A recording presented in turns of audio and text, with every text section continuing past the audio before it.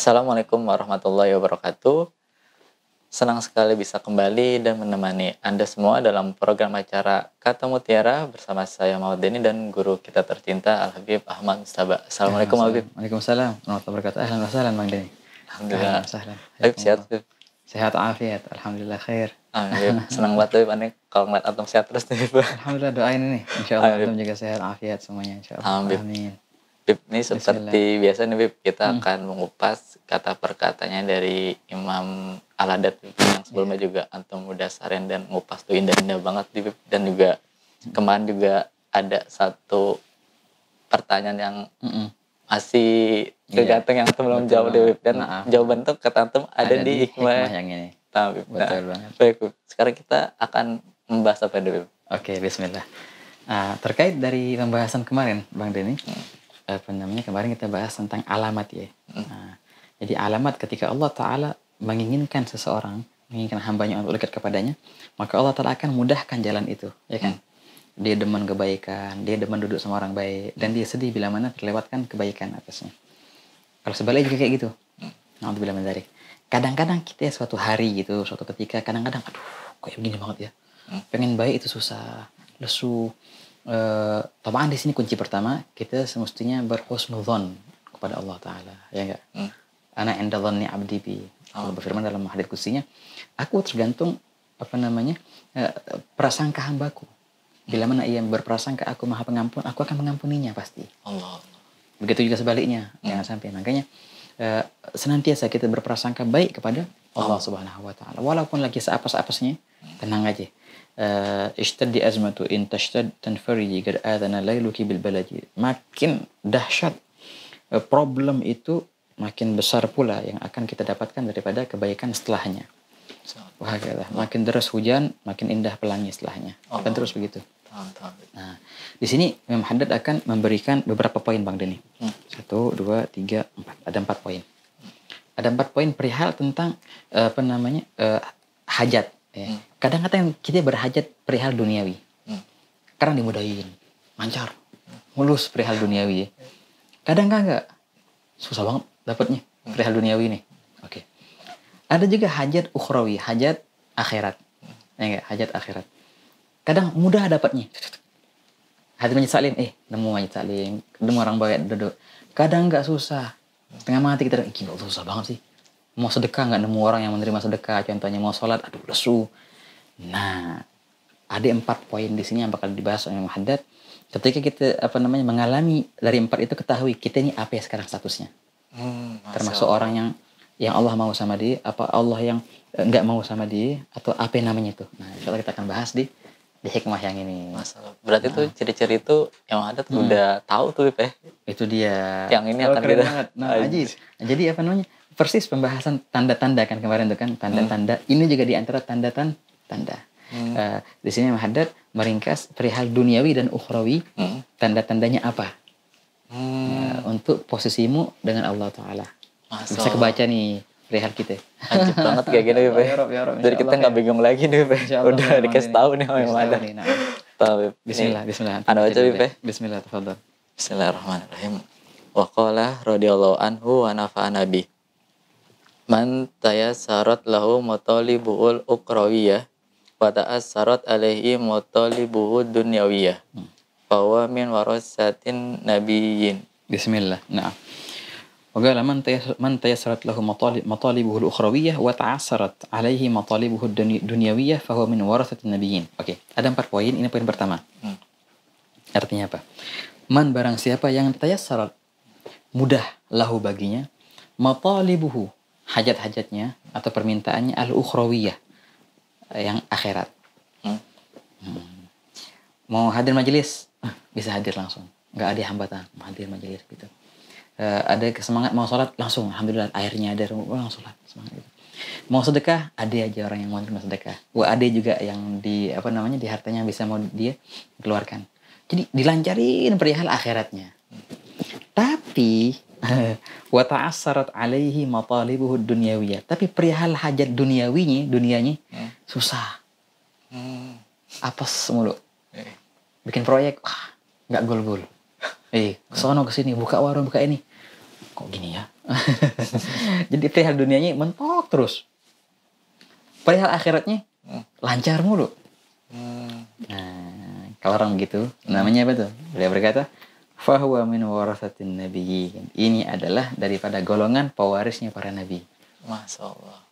Maksud pewaris nabi apa nih? Nah, itu dia. Karena begitulah perihalnya para anbiya dan mursalin. Oh. Senantiasa mereka dimudahkan untuk perihal akhirat, tapi senantiasa mereka susah untuk perihal dunianya. Walaupun itu nabi menjadi raja seperti Nabi Sulaiman, Nabi Daud.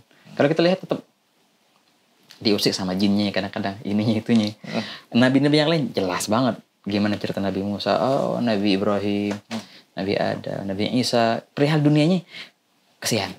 Apalagi Nabi Muhammad SAW. Allah. Iya enggak? Wah, perihal dunianya ya Allah. Padahal kalau mau minta perihal dunia sangat mudah dan pasti akan dikasih, tapi enggak mau. Apa namanya, besok tidur di mana tuh, di pelepah korma gitu ya, sampai nyiplak tuh. Sampai-sampai Sayyidina Umar pas lihat nangis. Sayyidina Umar, ya Allah, Rasulullah, engkau nih makhluk yang paling mulia, semestinya engkau tidur di tempat yang empuk. Masa raja-raja dunia di situ, engkau semestinya raja dunia akhirat nih. Nah, dia bilang apa? Lahumud dunia walanal akhirah.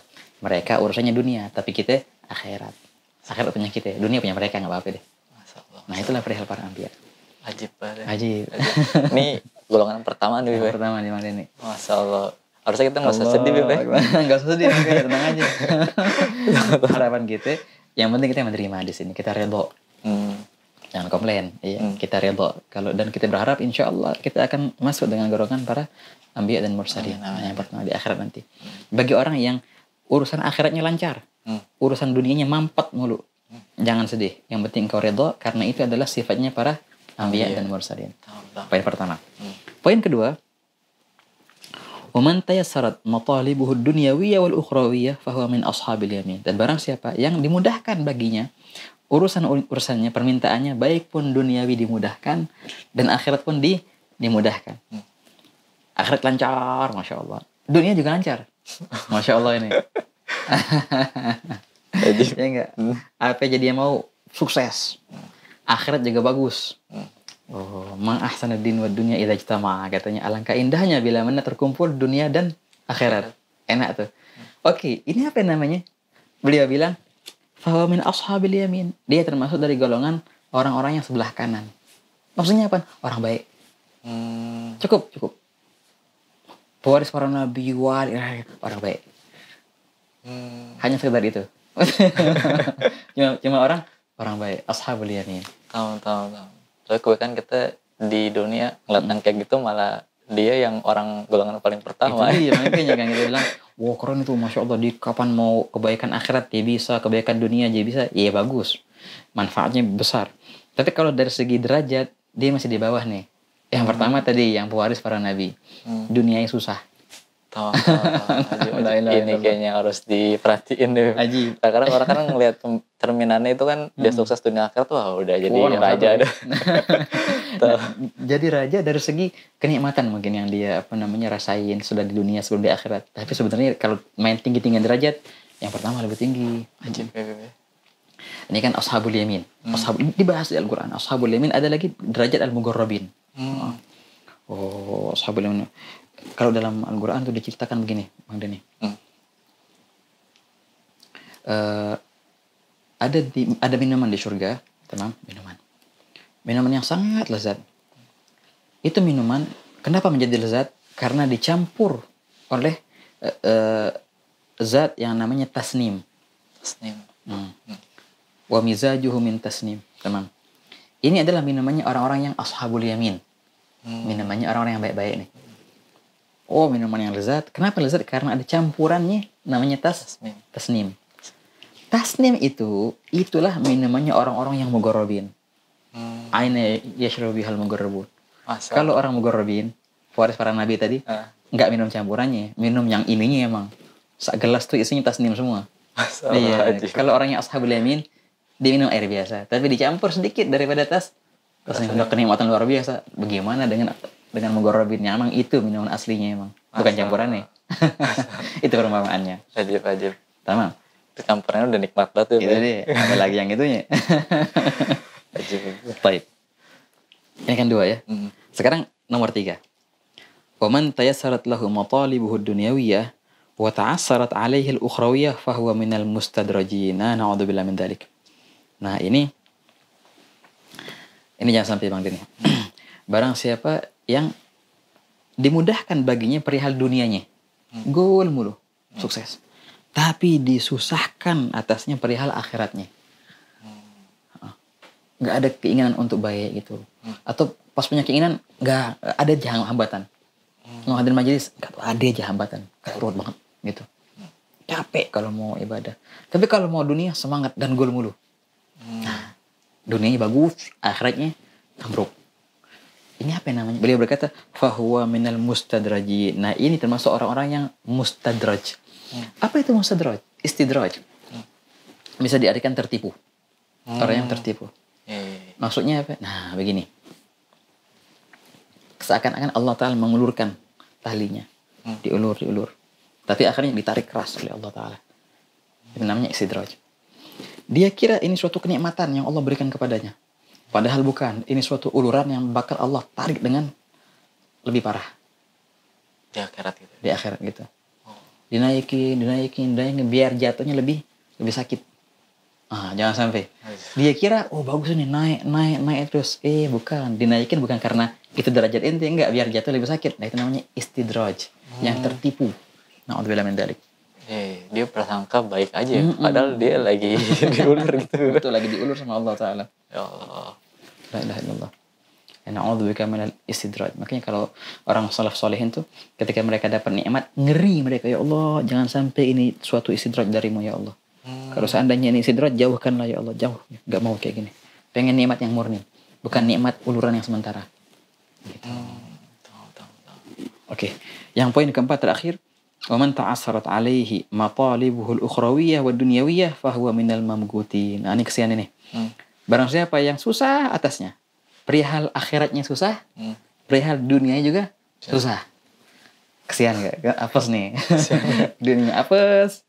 Mending dunia tuh akhirat juga apes. Ya, dunia, di dunia dia sial, gagal mulu sono sini. Akhirat juga sial. Nggak ada inginan kebaikan gitu, nggak nafsu untuk baik, ngomongin orang-orang yang baik. Wah parah deh pokoknya. Akhiratnya parah, dunia juga kesian deh. Nah, ini kesian nih dong. Fahuwa minal mamgutin. Ini adalah orang yang dimurkai oleh Allah Ta'ala.